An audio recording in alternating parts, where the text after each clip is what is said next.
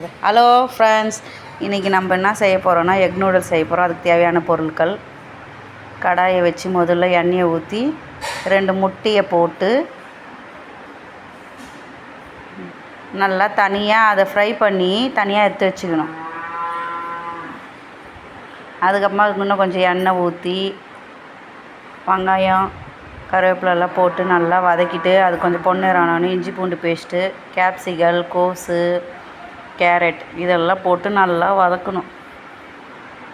நான் நூடுல்ஸ் அதிகமாக இருக்கிறதுனால இதை வதக்கிட்டு பாதியாக பிரிச்சுக்கினேன். இந்த காயெல்லாம் வெஜிடபிள்ஸ் எல்லாம் பாதியாக பிரித்து 2 வாட்டியாக கலக்கலான்னு போட்டு வச்சிட்டேன்.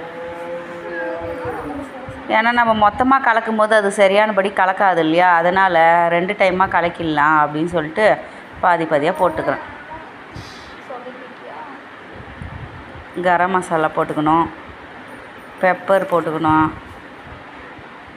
மிளகாத்தூள் எல்லாத்தையும் போட்டு சால்ட்டு போட்டுக்கணும். அதை மறந்துட்டேன் பாருங்கள் சொல்கிறதுக்கு. எல்லாத்தையும் போட்டு நல்லா கலக்கணும். கொஞ்சம் உடையாத மாதிரி நல்லா 2 கரண்டியை வச்சு இப்படி எடுத்து விட்டு கலக்குனிங்கன்னா நல்லாயிருக்கும்.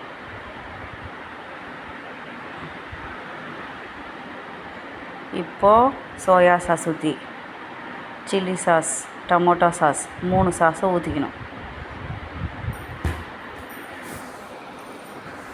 3 சாஸை ஊற்றி நல்லா கலக்கி அப்படியே ஒரு பிளேட்டில் ட்ரான்ஸ்ஃபர் பண்ணி சர்வ் பண்ண வேண்டியது தான். சூப்பராக இருக்கும்.